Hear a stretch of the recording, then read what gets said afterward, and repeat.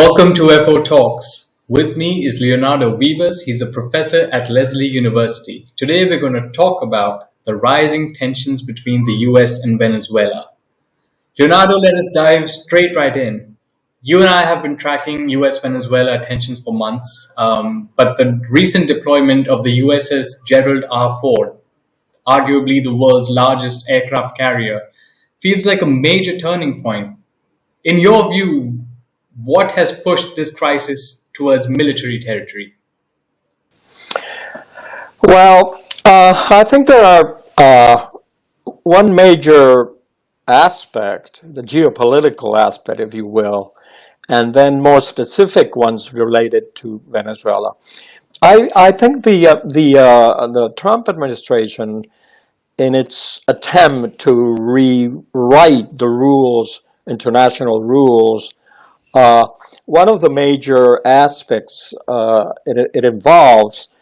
I mean, apart from uh, going away from international agreements or international organizations and play more, open diplomacy directly with allies and adversaries, he's been trying to create a space in the Americas that would suit that policy. And one of the aspects of that policy has to do, of course, with the questions of drug trafficking. Right. So some people have argued that the question of drug trafficking has been a masquerade used by the government just to get rid of Maduro.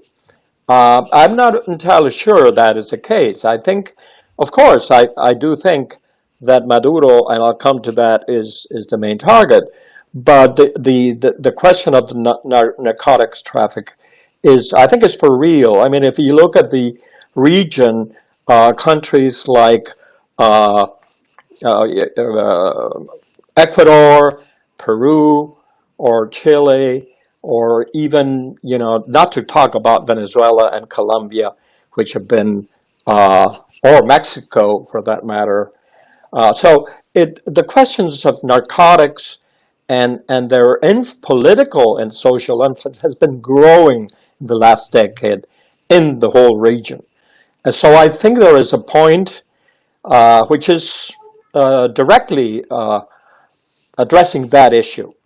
The difference with Venezuela, and here we come to the question of Maduro, is that there is a difference between how you go against narcotics trafficking in places like Colombia or Mexico or Ecuador or Central America. Because in those places, narcotics organizations, the so-called cartels, are private organizations. Well, Mm. they have, they have their lines of command. They subcontract people, and they have their territories, just like all mafias do. In the case of Venezuela, it's different because in Venezuela there is no unique private organization that connects all the dots. The one that connects all the dots is the government. This is Mm. because the government has different ways of alliance with many of these criminal groups. And some of these criminal groups are foreign, like, the Mexican cartels or the Colombians, or the paramilitary groups of Colombia that live in the border with Colombia and Venezuela, or even internal groups like Tren de Aragua, or those that deal with contraband of gold in the southern part of the country, which are connected to the military. So it's a very atypical kind of, and that's why it's called Cartel de los Soles, because mainly those in the government that are directly involved with these groups are military people, Mm. and people at the high echelons of the armed forces. So it's different. So getting trying to get rid of Maduro fulfills two objectives. One is to hit this this huge network of narcotics organizations in the region, like hitting it in the head, because Mm. it's the only place where they have a state which is serving the purpose of narcotics trafficking.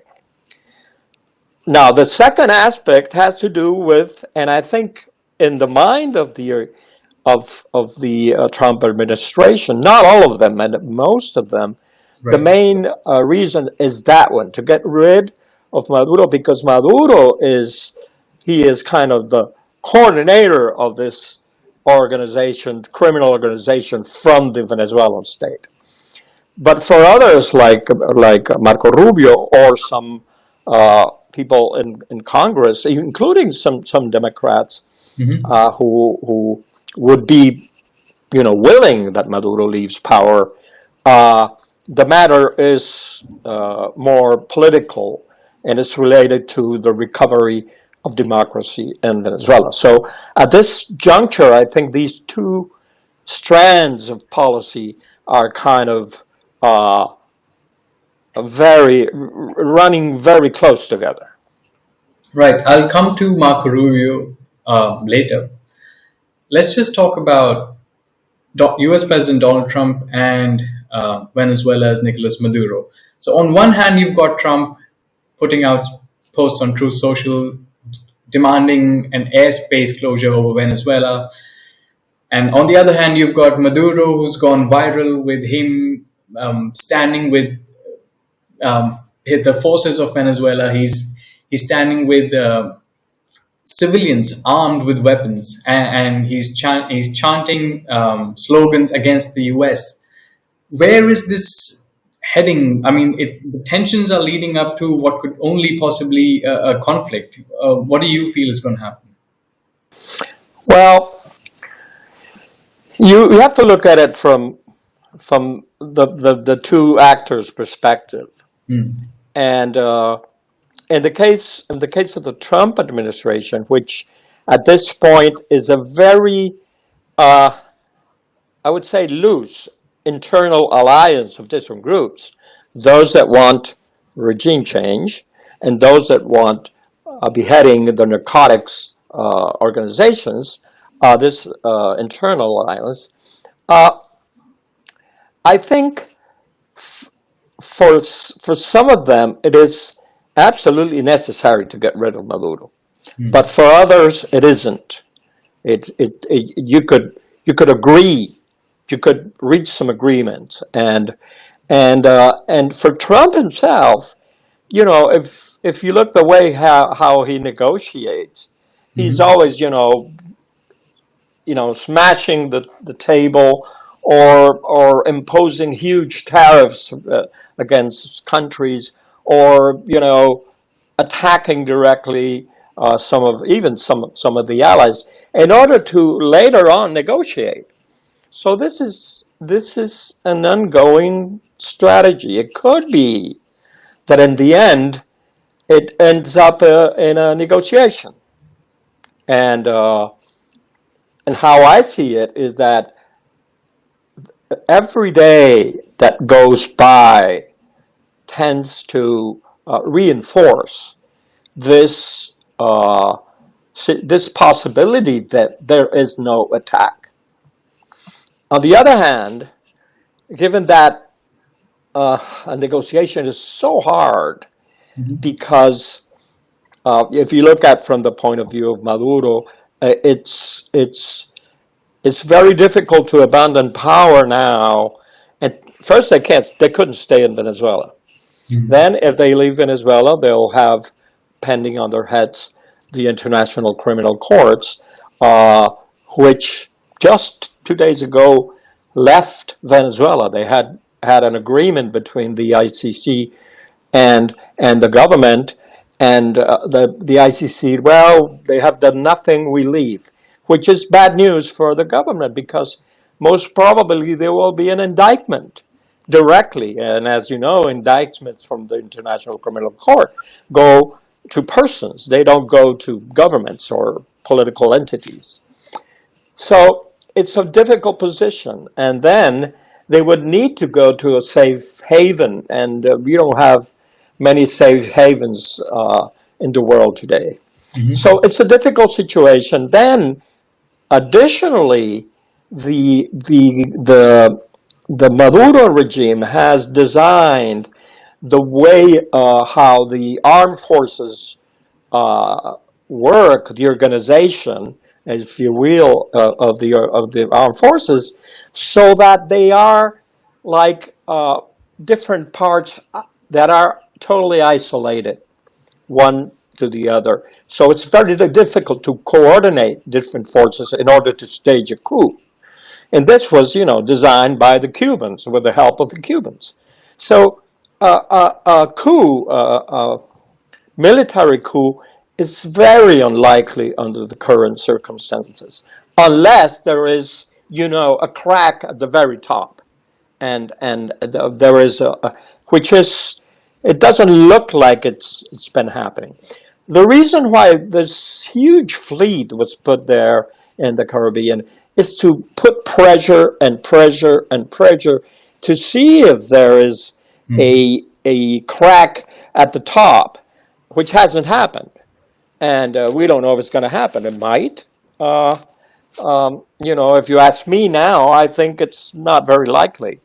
So if that doesn't happen, what are the options? Do they just negotiate something just to save face, or do they continue in the escalating in the confrontation? That is something we don't know. Uh, I mean, it's. I think today also there is. I would say that the negotiations in Ukraine and the negotiations and whatever is happening in Venezuela are connected, not very strongly, but there is a connection there, and perhaps uh, the U.S. is putting a lot of pressure on Putin, and or maybe Putin is saying, "Okay, I will not support anything in Venezuela, but I want more territory in the Donbass." Right. I mean, we don't know, but I think at this point in time, there was a coincidence, which is kind of unnatural in the sense that they're happening at the same time, and the U.S. has done nothing. So it's uh, I don't think they have yet decided exactly how they're going to go. But as I said before, every day that passes works more for Maduro and for a kind of sort of an appeasement, and the U.S. saying, okay, we're going to reach this agreement against narcotics traffic, so we're going to do this, we're going to have more license for oil, we're going to have investment in this, and then they'll say, try to save face in Maduro. But that is who knows? It's very difficult to know because of the different players that are oh, and additionally, there's something else which is happening internally in the U.S. is that you're finding more and more uh, opposition to Mhm. strikes on the boats. And now there is a legal thing. If it was legal, is that a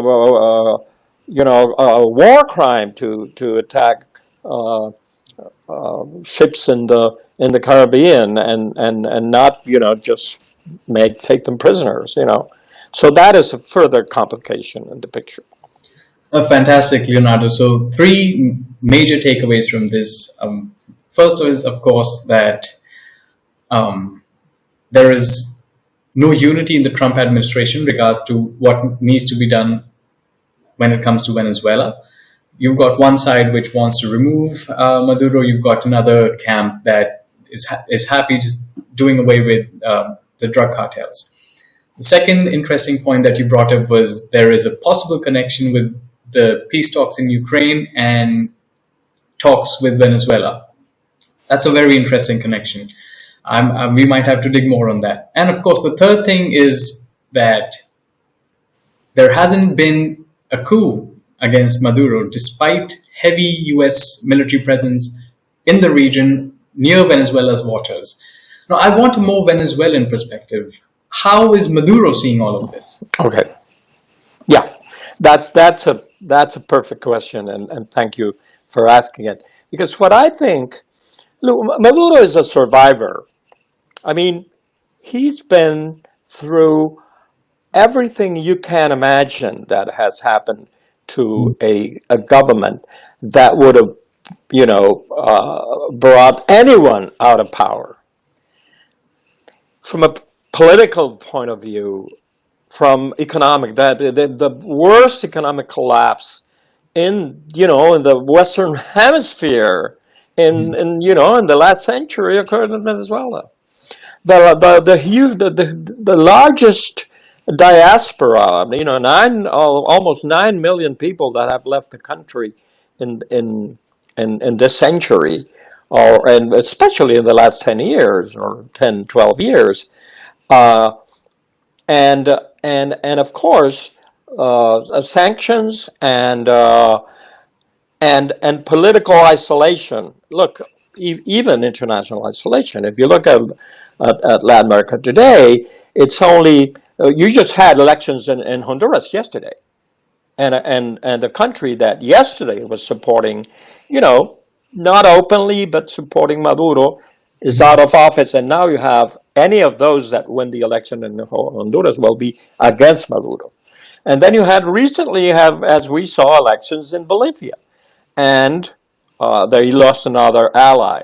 So they're out of allies, and the only ones are Cuba, which is in a huge crisis, Nicaragua, that doesn't really count, and what else? Maybe a couple of islands in the Caribbean, and but just recently there was an island that had an election, and the pro Maduro governor of the island, he lost the election, so he's running out of allies. But what I think is in the mind of Maduro and this group that has been have been so savvy in terms of survival is that they're betting that nothing is going to happen. That there's going to be no boots on the ground, there's going to be no attacks, that this is just a poker face by Trump trying to, create conditions for something that will never take place. I think that is the main, and in the end, and what do? They get ready internally. They kind of get together so many people that might have been, on the wait and see list within the army, and then they put them in training, and they bring other people. So it's trying. I think it has strengthened a bit the situation within the army with this idea that it's not really going to happen, because if something happens, something worse that what's been happening before happens, I think things might change. If there is, for instance, an attack against an airport where drugs are used in some part of the border with Colombia, or near the coast, or if there is an attack against the base where you have missiles to protect the country, then we're in a different picture altogether, and maybe the situation internally might change.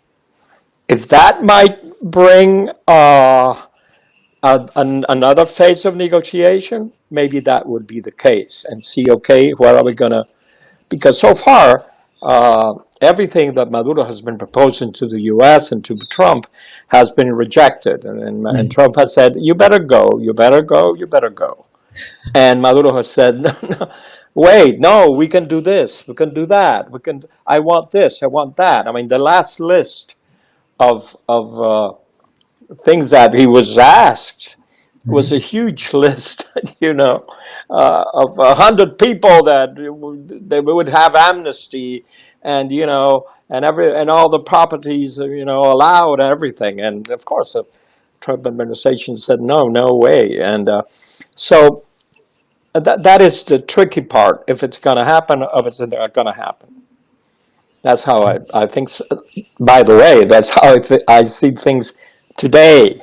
Mhm. Because if we talk tomorrow, I might have a different opinion because things are happening so fast. Right. Uh, Well, things are happening fast, but two things are clearly standing out. Of course, you say that Maduro is a survivor, and he's shown that repeatedly, especially after the 2024 election. Despite facing international pressure, he somehow clung on to power. And the second thing that's kind of helping stay Maduro afloat is that there is not enough cohesion within the Trump administration on the course of action that needs to be taken. However, I do remember the last time we spoke, and we spoke about Maria Corina Machado. We spoke extensively about Marco Rubio, Secretary of State. He is heavily involved in shaping America's policy towards Venezuela. yeah. And the last time we spoke, you mentioned that he is interested in regime change. So clearly, he's one of the major driving factors in the Trump administration right now. How do you see his role playing out in the next few days, months, and going further? Well, the question here is that despite all the transformations that have taken place within the federal government, that, as you know, has been going through an institutional revolution, Yes. where what used to be the Secretary of Defense is no longer what it used to be. The way it communicates with the White House is different. The Pentagon with the House is different of what it used to have a year ago, or the Department of State. With all its mountain of specialists and people who know who write memos, and they have a clear idea of places. That has changed a lot. So, uh, in this turbulence we are living at this point, I think Marco Rubio has the upper hand because I think he's been able to put all these arguments, the political and the criminal ones, together. The problem is that despite all this turbulence, the military have a say, and because they're the ones who are dealing directly with the issue. So any recommendation will have to come from the military, and they'll say, well, if you want to get to this point, we have to do A, B, and C. If you want it in a year, you'll do this. If you want it in 6 months, you'll do that. So you have different courses. And of course, there is where Marco Rubio's advantages diminish because he is not a military man, and he doesn't know the very specific consequences of every military decision. So when it comes to action, it will be mostly military men who will put together what will be done. So far it's been haphazard, as you know. There have been shooting some uh, boats in the Caribbean. They've been shooting boats in the Pacific as well. To me, it's a diversion, but and in any case, that's been what they've been doing so far. Or the flight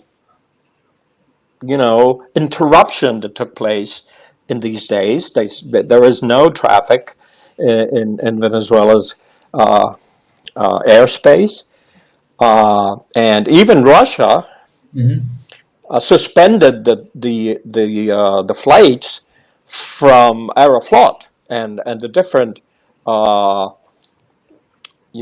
companies to Venezuela, and they're taking all the people, the Russians people out, because it's becoming a possible war zone, and so. So it's going to be it's tricky to see exactly what, because the mixture of political and military, varies from one day to the other. Yeah. I think Maduro is still on his position to try to just push it as far as possible, and on the idea that nothing will happen. In the end, nothing will happen, and they'll be able to survive again. I think that is his bet, and I'm not sure if that's going to occur.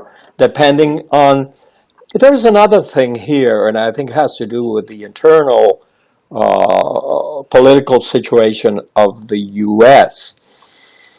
Trump has been losing ground.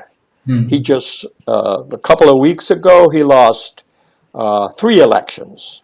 He lost elections in New Jersey. He lost elections in Philadelphia, and he lost elections in New York, and he lost and Newsom won a referendum in California regarding redistricting. Yeah. Uh, and there is one coming very soon in Tennessee, and the Republican Party has just marginal, uh, let's say, couple of points above the Democrat, in a place where Trump won with 20 points difference. So things are not going well for Trump politically, and he hasn't been able to get a solution in Ukraine. So one thing that could favor the kind of Marco Rubio say path is that the Trump administration needs to win Hmm. something quickly. And of all the things that are out there, say in an international arena, the easiest is Venezuela, Right. because Maduro's isolated, because it won't need boots on the ground. It might have an escalation, and it might bring uh, bad consequences, of course, for Venezuela, because we don't know what's going to happen in practical terms. But that would be a reason to act in Venezuela, just to win something, and Hmm. not and a year which is opening up for midterms next year. Oh, to close a year with one triumph, something solid, and that would be that. If something happens, that would be pretty solid. So, do you suspect some kind of kinetic action? You said no boots on the ground, but do you suspect that the US military is given the green light? There is some kind of action against Venezuela's military and Venezuela, Maduro's militia as well, because he does have hundreds of thousands of followers, and this time No, he doesn't. no. Look, the armed forces in Venezuela have a different components, and in the Hmm. last constitution there was included another one, which are the militias. Hmm. But the militias are, it's just, it's like a game. It's fake. It's you don't have really hundreds of thousands of people training. I mean, Hmm. the Venezuelan army is not in a very good situation, and if the army itself is underarmed, and the weaponry is not in good state. The planes are not totally working. The missiles, defense missiles, are not all working. So you can imagine a militia, which is a very irregular kind of thing. So it's more, part of the how to put it, part of the political uh, movement Hmm. to strengthen the government, but I don't see it a lot in military terms. And additionally, because what strength the military really has is concentrated in Caracas. Hmm. Most of the rest of the country, the military, is in very bad shape, and they wouldn't be able to respond adequately to any action that happened. I mean, look, given what the fleet has been moving and has moved into the Caribbean, they could easily attack the southern part of the country where you have all the gold activities from the government, which is an important source of income because from based on Venezuelan law, all the gold has to be directed to the central bank. But in real practice, only 30% is sent to the central bank, and the other 70% is contraband, is smuggled here and there, and that's one of the sources of income of the government and of the different groups, and it responds to a very specific group organized in that part of the territory. So they could, attack one of these places and attack an airport or something, and the Maduro and the army wouldn't be able to really to defend and to act properly. But how will Venezuelans, ordinary Venezuelans, see that attack? In case, as you say, it happens on the gold infrastructure or on airports, will Venezuelans see it as an attack on the country or just an attack against Maduro's regime? Well, it's difficult to tell because the only survey that has been made, which you could consider rather trustworthy, points to the fact that people want Maduro out. They wouldn't care. They don't see this attack against them. Look, I talked to my family in Venezuela, and they're doing their stuff. They're doing their thing. A nephew of mine, he said, look, he usually travels a lot. He goes to Argentina. He goes to Mexico, Costa Rica, other places. And so he said, I decided not to go because what if I go and and something happens and I'm cut off from the country, and my daughter is there, so I've decided not to travel for the rest of the year. But those are kind of special circumstances. People in general, I don't see there is no spirit of defense of the country. Because look, in a way, Venezuela popular sovereignty was had a tryout last year, and the opposition won. So the way it works is that once you steal that, you lose legitimacy, and it's not only an analytical point. It's something that the people feel. That's not my government. Right. I want him out. I want him out. I don't want any intervention. I don't want people, an invasion. Of course I don't. But if somebody comes and, gets rid of the guy for some reason or, forces him to resign or to leave the country, so be it.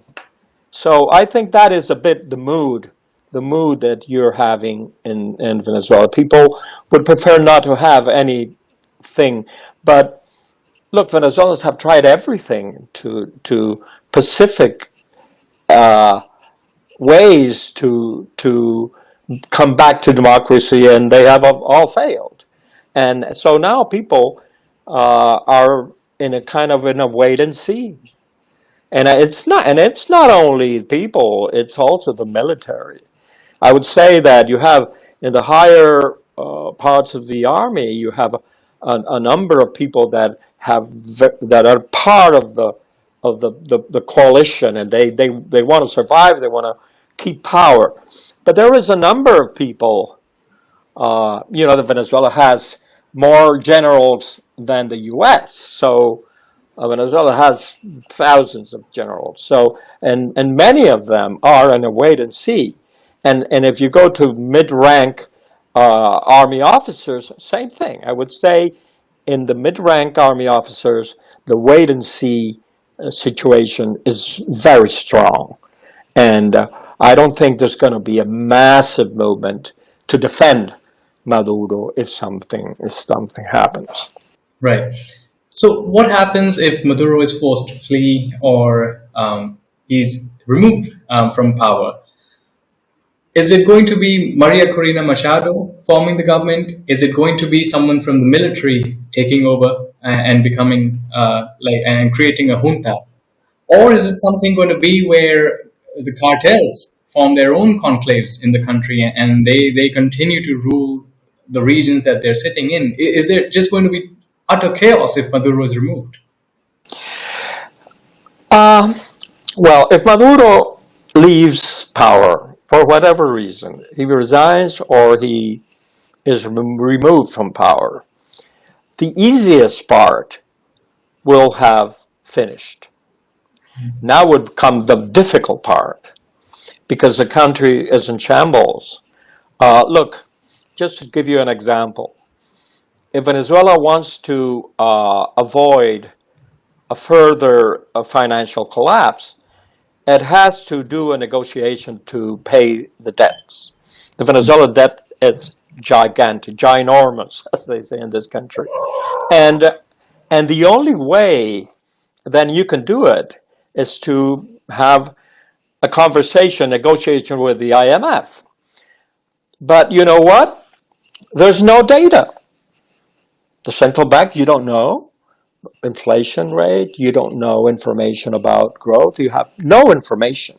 So the minimum you have to do is to restructure the data so you can show in 3 months' time, you can show the IMF, well, here are the numbers.